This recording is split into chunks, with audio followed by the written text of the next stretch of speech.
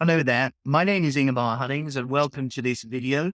I'm talking with Nick Richards, who heads up our data protection, GDPR compliance team. We are HCL, a management consultancy helping law firms and other businesses with running their businesses, a lot of compliance support. And in this particular occasion, we're talking about the data protection support. So Nick heads up the team, and there's his profile in here. And we do offer GDPR data protection support. So today we're going to be answering a question about artificial intelligence and data protection, a very hot topic. Can you tell me a bit about the new EU AI Act and what might mean for business? Yeah, a little bit. I can tell you the EU AI Act, which is not actually enforced yet, but will be shortly, is a, Just to say, we're now talking at the end of February 2024.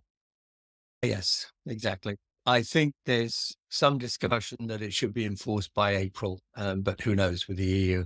It's the EU's first attempt at trying to legislate what is a very complex and fast moving area of technology that can have significant implications and different implications in different sectors. And the EU are taking a risk based approach, and essentially they have a kind of vertical scale of risks. So different categories. And there are three categories that are allowable. One they describe as minimal risk.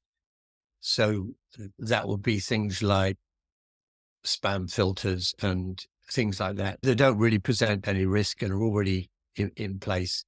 The next level is what they call limited risk. And that will be things like chatbot and things that could potentially be used in a way that could pose a risk.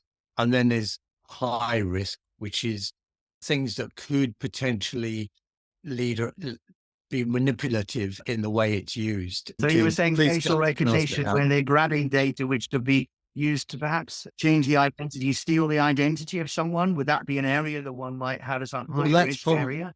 That's probably in the next level. AI that's used in education, employment, immigration, areas where the artificial intelligence could be used in a way that is basically unacceptable and would potentially breach from our point of view, because we're looking at this from a data protection point of view, could potentially breach regulations.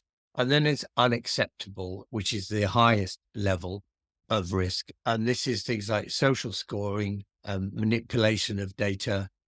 And at each level of risk, there's a way of determining and securing your position at that level. So with minimal risk, there are things like codes of conduct that you can put in place. And the locks scheme that we've talked about in a different video for law firms, for example, ISO, that kind of stuff, cyber essentials, the certification schemes that could demonstrate that you've got all the right controls in place. So that's with the minimal risk. With the limited risk level, it's more about transparency and making sure that you are telling the individuals exactly what the AI is being used for, what it will do, what it won't do, etc. With the high risk, you need to do a very detailed conformity assessment, as they call it, which is effectively a kind of DPIA, a risk assessment, where you go through all the potential risks, how you're mitigating them, what protections you're putting in place, and that kind of stuff. And then you have to have it approved. And obviously, if you fall into the unacceptable risk, then you simply can't do it. So it's that bit's quite simple. Yeah. And this is all very brand new. In fact, it's not yet happened. It's not been enacted yet within the EU. So really, it's a look-see at this point, and then we will have to see how it is rolled out in practice. And obviously, the UK is not part of the EU, but because it's our biggest trading partner, it's going to be really impactful on doing this country. Yeah. So actually, may I ask you, how does this compare with the UK ICO's approach to AI? At the moment, there's a government white paper in place. So I guess eventually we will have our own legislation around AI. But I can imagine there's going to be quite a lot of debate in Parliament. It's a bit like the online act, that it's a very difficult area to legislate. And that's partly because it's so complex and the people legislating probably don't understand to the level that the people who are actually implementing it do. But also it's changing so fast. They reckon within 10 years, we're going to be able to produce computers and AI that's more intelligent than humans. So how do you legislate against that kind of thing? And there's so many different sectors where AI can be used, and there are different implications in each sector. But basically, the ICO's approach is very much a risk-based approach, as with the EU AI Act. So what they're saying is that if you are using AI in your organization, then essentially you have to look at the potential risk.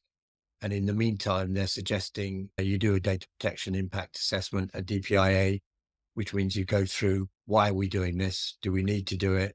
What are the potential risks? How can we mitigate the risks?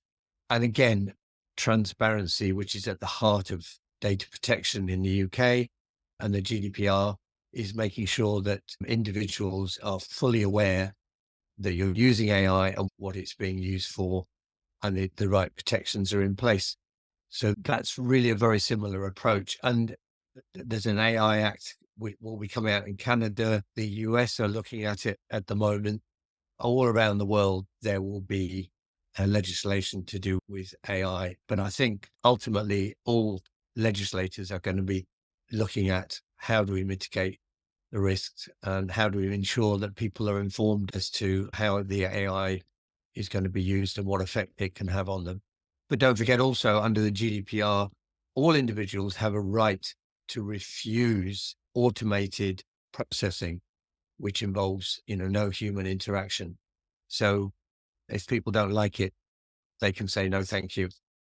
Absolutely. And the message seems to be that make sure you document that you thought about it and how you thought about it, how you put in place steps to mitigate risk and such like. And if you've got that audit trail, then were something to happen and the regulatory body, the ICO or whoever is looking at you, then you're in a better position than if you didn't have that in place. Yeah, exactly. Absolutely. Absolutely. And the message seems to be that make sure you document that you thought about it and how you thought about it, how you put in place steps to mitigate risk and such like. And if you've got that audit trail, then were something to happen and the regulatory body, the ICO or whoever is looking at you, then you're in a better position than if you didn't have that in place. Yeah, exactly. Absolutely. Thank you very much, Nick. That was really interesting. If you have any questions or would like to ask us to review something, do some training, or help you in any way, then please do get in touch. The email address is ingemar@hunningsconsultancy.co.uk, or you would have seen at the beginning the website. So please go to there and fill in the inquiry form. So I hope you found that had helped. The final thing is, please, would you subscribe to the channel so that you may see other videos that you might find useful coming up there. Thank you very much.